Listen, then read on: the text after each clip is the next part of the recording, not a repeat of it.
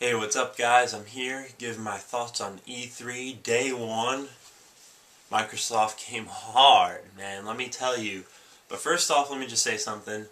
I'm drinking, so cheers. And my boy Phone 999, you guys know him already. Him and I have been mad cool for a while.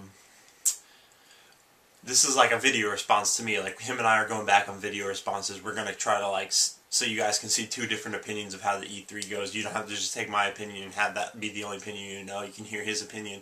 And I think, but I'm not 100%, Sonic and Tales for Life is getting in on this. I'm not 100% though. I don't know if he's in on that. He kind of says one thing and does the other, but we're going to do that. So, alright, let me get right into it. Let me get into the meat of things. Microsoft, man, they had a few big announcements, but they didn't really come too much with the actual games, like new games to play. Everything we pretty much already knew about. Big things. They talked a lot about Kinect, Project Natal, but it's now called as Kinect. They talked a lot about that, dude. They showed games off for that, ways you can use that. They had ESPN integrated into now with Microsoft. It's in the Xbox and it's on it. You can like control it with Kinect. You can like watch live things, which I think is a big hit for someone like me. Which I know there's a lot of sports fans out there, and I mean ESPN has all sports. So you can, if you're a sports fan, you can watch it for free as long as you are a gold member and you have Xbox Live. Which I think that's a very cool feature. I don't know why you wouldn't like that. I mean, especially since it's practically free. It's something you're given after you sign up for Xbox Live, which there should be no reason you shouldn't have it. You should absolutely have that service if you have an Xbox, because otherwise you wouldn't be using the Xbox to its full potential. Speaking of the actual Xbox, they also announced a Slim. It's a slimmer version, has better ventilation on the system, so that means ROD should be now defunct, I think. 250 gigabyte hard drive. It has Wi-Fi built in. It's sleeker, it's smaller. If you don't have an Xbox now, you have every reason to get one, because I think this is honestly going to shut the failure down rate down so much. So honestly, if you don't have an Xbox, pick that up. That's a definite purchase. They also showed us some games which I was kind of disappointed in, because all of these games I kind of knew about already. Like, let's see, Fable 3. I'm not that interested in Fable 3. I just think it's not that good of a series, my personal opinion. Hey, take it for what it is. But there's also, they have Gears of War 3, which we all knew about. They showed off some of the 4-player co-op. Pretty cool. I mean, I'm just not that big of a Gears of War fan as well. Gears of War, it's a fun shooter, man, but like, in terms of the story kind of is to me. I'm not really that much into it. I think the characters are kind of annoying. But I'll play for 4-player co-op, and I already bought the first two, so I have to buy the third. I mean, I'm not going to back out of the series now when I'm already vested in my purchase, practically. They also showed off some games for Kinect, with they had a fitness game. I forget what it was called, but it was made by Ubisoft. And they had some like kids game where you like taking care of an animal and you like scratch it and stuff and use your hands with the Kinect. They're really pushing the Kinect, really pushing it very hard. I'm not honestly that interested in it, to be honest with you, because A, it's $150, which is a lot to spend on a peripheral, which is not necessary for games, especially since the games aren't anything I play. They're all kind of casual games, if you don't mind me using the terminology.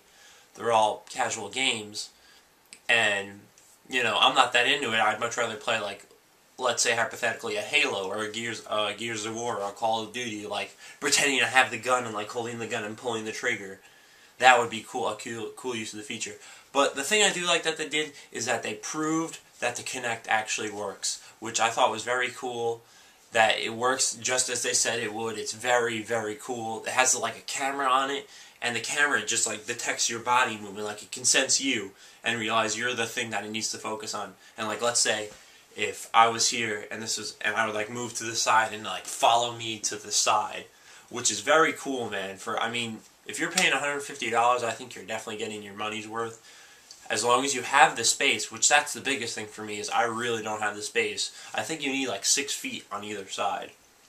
So they showed off shit for Halo Reach and this Crytek game called, I think it was Origins Kingdom or something like that. Something with a C, Kingdom. I don't remember. I'm fucking... But they should definitely give Microsoft its props. I don't think it was a shitty conference by any means. They accomplished what they came to do, which was to show the Kinect off, and they really showed that off. No pie charts, no bar graphs, none of that bullshit. E3 this year is definitely better than last year so far. Alright, next to move on is to EA. EA's was next. EA's was pretty forgettable, I have to admit. They showed off the new Medal of Honor game, which looks exactly like Call of Duty Modern Warfare 2. Exactly. If you saw the trailer, you'll know what I'm talking about. You can do, like the kill streak things where you get an air chopper, air support, and shit like that. Like the little score system of, like, let's say you get a headshot and it's a double kill. You'll get the score for double kill added onto the headshot. It's pretty, I don't know, Call of Duty ripoff. They showed off a lot of sports games, which one thing I did like about the sports games is they showed off this, I forget what it was called, but it was like Live Something, and they showed it off in this MMA game. And it was like, you would like make a video of like promoting your character they made in this MMA game, and then there'd be like people online that like would book the fights, virtual fights for you to fight against someone else.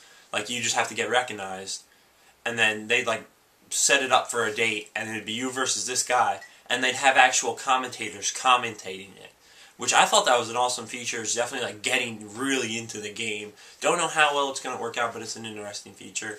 EA otherwise was pretty forgettable. Battlefield expansion, Battlefield Vietnam, which I like Battlefield, so I'll play that. I think that's worth the money. But otherwise, pretty nonchalant, usual, typical EA fanfare, Madden, yada yada yada.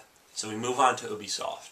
Ubisoft started off hard, ended pretty weird, but it was a good ending. But otherwise, it was pretty wishy-washy between. Start off with Assassin's Creed Brotherhood, direct sequel to Assassin's Creed 2. They then went on to like some other games. They showed this game Child of Eden, I think it was called, and it was like REZ Res on the PS2. I don't know and it's on Xbox Live Arcade.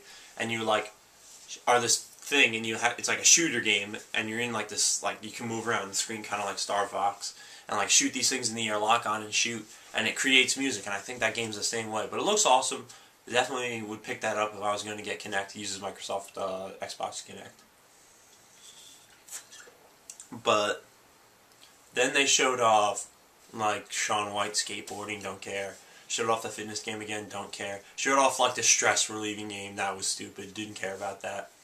And then they showed off a Michael Jackson dancing game. They didn't really show it off, they just had people dancing with like the logo in the background. But that was like their big announcement, finishing it off. They also showed off Ghost Recon Future Soldier. Game looks beast, can't wait to play that co-op. I'm a big fan of co-op, same with Gears of War, hence why I'm going to play that, as it's going to be co-op. So it should be interesting. I'm looking forward to this year's E3 a lot. Tomorrow's going to be an awesome day, Sony and Nintendo. So I'm really looking forward to that. That was just my quick thoughts. I wanted to get it done as quick as possible. Hopefully I got it in under 11 minutes. So guys, take it easy.